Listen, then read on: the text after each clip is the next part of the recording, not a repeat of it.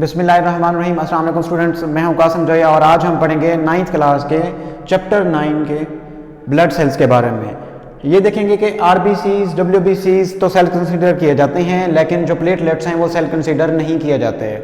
RBCs को erythrocytes भी कहा जाता है और डब्ल्यूबीसीज को ल्यूकोसाइट्स भी कहा जाता है, जबकि प्लेटलेट्स के लिए थ्रोम्बोसाइट्स की टर्म इस्तेमाल की जाती है। तो सबसे पहले हम ये देखते हैं कि आरबीसीज यानी रेड ब्लड सेल्स क्या हैं।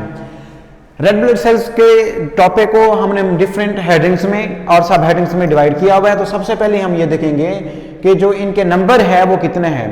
अगर आरबीसीज के नंबर को देखा जाए तो मेल्स के अंदर इनकी नंबर है वो डिफरेंट है, फीमेल्स के अंदर जिनका नंबर है वो डिफरेंट है। अगर मेल्स में देखा जाए तो ये 5 to 5.5 मिलियन पर क्यूबिक मिलीमीटर बनते हैं। इट मीन्स कि 50 लाख से 55 लाख सेल्स हर क्यूबिक मिलीमीटर में मौजूद हैं अगर तो कोई अडल्ट क्या है मेल है, और अगर तो कोई फीमेल है तो फिर 40 to 45 लाख जो सेल्स हैं वाइट अपना आरबीसीज के वो फीमेल्स के अंदर मौजूद हैं। नेक्स्ट देखा जाए न्यूक्लियस के बारे में कि आया कि इनके अंदर न्यूक्लियस प्रेजेंट है या न्यूक्लियस प्रेजेंट नहीं है। तो जो इमेच्योर आरबीसीज होते हैं उनके अंदर न्यूक्लियस होता है, लेकिन जैसे जैसे मैच्योर होते हैं और उनके अंदर न्यूक्लियस जो है फिर वो डीजनरेट हो जाता है, खत्म हो जाता है। इसके बाद अगर आरबीसीज की कंपोजिशन को देखा जाए तो इनके अंदर इनका जो साइटोप्लाज्म है, न्यूक्लियस को खत्म करके जब साइटोप्लाज्म को देखेंगे तो 95% of the cytoplasm consist of only haemoglobin. Haemoglobin क्या है हम जानते हैं, it's a pigment and it's a macromolecule which is responsible for the transportation of the oxygen from lungs to the other parts of the body।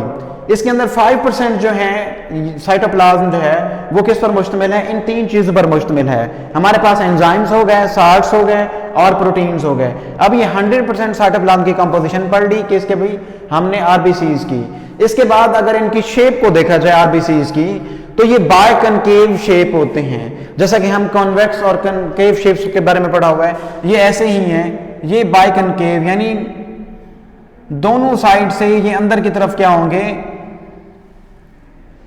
इस तरह होंगे, धंसे हुए होंगे। इसके बाद इनकी सेल मेम्ब्रेन जो होती है वो इलास्टिक होती है, और इनकी अगर प्रोडक्शन को देखा जाए आरबीसीज की प्रोडक्शन एम्ब्रियोनिक और फीटल लेवल पर और जगहों पर होती है, यानी साइट्स ऑफ प्रोडक्शन जो हैं वो डिफरेंट हैं, और जो एडल्ट्स हैं उनके अंदर जो साइट ऑफ प्रोडक्शन है वो डिफरेंट है।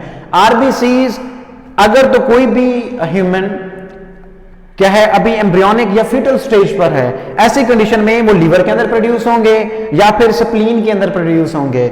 लेकिन अडल्ट्स के अंदर इनके पास बोन मैरो जो है वो एक साइट है, यानी बोन मैरो जैसे जो एडल्ट्स हैं वहां पर बोन मैरो के अंदर ये प्रोड्यूस होता है। अब बोन मैरो तो डिफरेंट बोन्स के अंदर मौजूद है, लेकिन हम देखेंगे जो स्मॉल और फ्लैट बोन्स हैं उनके बोन मैरो के अंदर आरबीसीज प्रोड्यूस होते हैं एडल्ट के। स्टर्नम है, ये सीने की हड्डी स्टर्नम हो गया। इसके बाद हमारी रिब्स हैं और इसी तरह वर्टिब्री हैं। तो ये वो स्मॉल और फ्लैट बोन्स हैं जहां पे आरबीसीज ने प्रोड्यूस होना होता है। अब आरबीसीज के बाद हम आ जाते हैं डब्ल्यूबीसीज के ऊपर, यानी व्हाइट ब्लड सेल्स के ऊपर।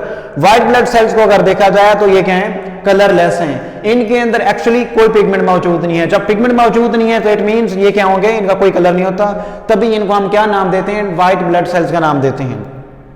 इनका नंबर देखा जाए तो आरबीसीज के कंपैरेटिव इनका जो नंबर है बहुत कम है, 7000 to 8000 पर क्यूबिक मिलीमीटर इनकी जो है नंबर है। इनके बाद इनकी लाइफ स्पैन अगर देखा जाए तो मंथ्स टू ईयर्स है, जबकि आरबीसीज का जो लाइफ स्पैन है वो कितना है, 4 मंथ है। It means 120 days almost near about.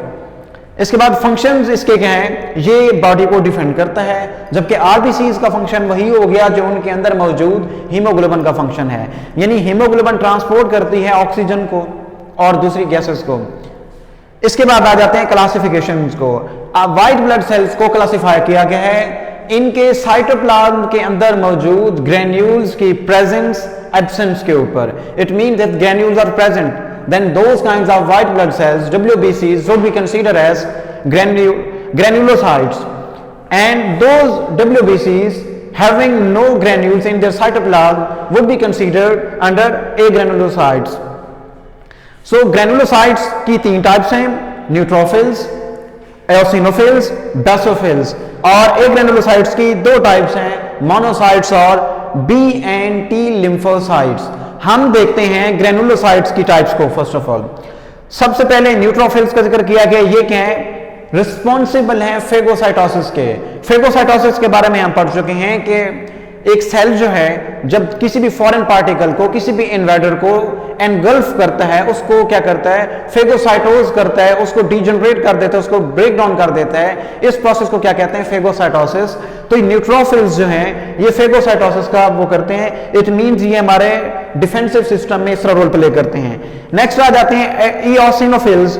ये क्या करते हैं, इन्फ्लेमेटरी सब्सटेंसेस को और पैरासाइट्स को क्या करते हैं, किल कर देते हैं। पैरासाइट्स को इन्होंने किल करना होता है, इन्फ्लेमेटरी सब्सटेंसेस को क्या कर देना होता है, ब्रेक डाउन कर देना होता है। नेक्स्ट आ जाते हैं बेसोफिल्स के ऊपर। ये ब्लड क्लॉटिंग को रोकते हैं। Prevention of blood clotting is the main function of the basophils.